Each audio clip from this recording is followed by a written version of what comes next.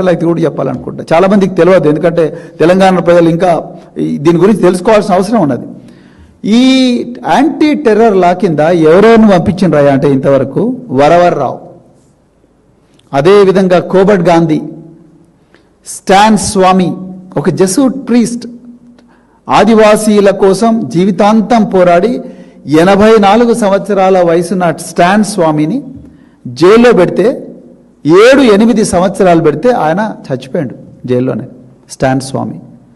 Professor GN Saibaba, ఒక professor Delhi యూనివర్సిటీలో, ఆ ఢిల్లీ యూనివర్సిటీలో జేఎన్యూలో ఆ ప్రొఫెసర్, ఆయనను 10 సంవత్సరాలు ఇదే యాంటీ టెర్రర్ లా యూఏపీఏ కింద పెడితే ఆయన చచ్చిపోయాడు. అంటే మీరు కొనతం దిలీప్ను చంపాలనుకుంటున్నారా, లేకపోతే జర్నలిస్టులను చంపాలనుకుంటున్నారా, ఈ సోషల్ మీడియా యాక్టివిస్టులను చంపాలనుకుంటున్నారా?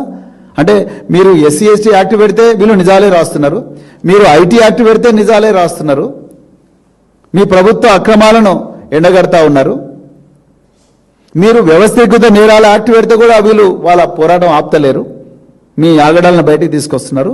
ఇవన్నీ ఇంటలేరని చెప్పి టెర్రర్ యాక్ట్ పెట్టి వీళ్ళని ఖతం చేయాలని చూస్తున్నారా? స్టాన్ స్వామి లాగా, వరవర్రావు లాగా, లేకపోతే వీళ్ళందరూ జైల్లోనే ఉండాలని ప్రయత్నం చేస్తున్నారు. దాదాపు ఏది ఈ దేశంలో 25,000 మందిని ఇది కేసులలో పంపించారు యూఏపీఏ కింద. చూస్తేనేమో కన్విక్షన్ పర్సంటేజ్ 2%. అసలు what is it your trying to do Revanth Reddy గారు?